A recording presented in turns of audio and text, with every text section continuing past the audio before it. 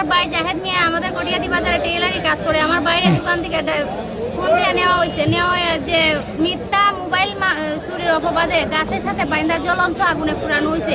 ফুরানোর পরেও আমার ভাই স্বীকার করছে না যে আমি নিচে হইলে। তারপরেও আমার বাইরে আরো বিভিন্ন শাস্তি দেওয়া হয়েছে।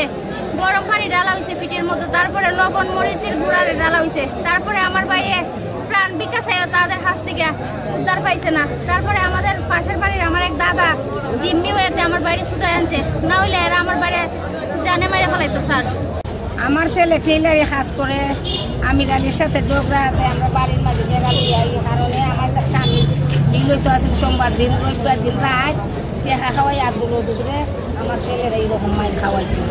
আমি বিচার চাই। হবিগঞ্জ জেলার বাহুবল উপজেলার যমুনাবাদ গ্রামে চুর সন্দেহে এই যে জাহেদকে এই গাছে বেঁধে আগুন লাগিয়ে দেয়। এতে তার 2 হাত সহ শরীরের 85% জ্বলে পুড়ে একদম ছারখার হয়ে যায়। পরবর্তীতে এই বিষয়টা নিয়ে সামাজিক যোগাযোগ মাধ্যম সহ ভাইরাল হওয়ার কারণে আমরা হবিগঞ্জের সিনিয়র জুডিশিয়াল ম্যাজিস্ট্রেট আদালত শাহেদ আলীর কোর্টে আমরা মামলা করার পরে বিজ্ঞ আদালত মামলাটি বক্তব্য শুনে এফআইআর করে মামলা রুজু করার আদেশ দেন। আমরা বিশ্বাস করি ল এনফোর্সমেন্ট এজেন্সি এই মব জাস্টিস মব ভায়োলেন্স বন্ধের ক্ষেত্রে আইনের সর্বোচ্চ ক্ষমতা প্রয়োগ করে আসামিদেরকে আইনে আওতায় নিয়ে আসবেন। মোহাম্মদ জাহেদ মিয়া পিতা ইউসুফ মিয়া এরপর যে আক্রান্তের ঘটনায় একটি এফআইআর দাখিল করা হয়েছে। পুলিশ তদন্ত করত প্রয়োজনীয় আইনগত ব্যবস্থা নেওয়ার জন্য অঙ্গীকারবদ্ধ।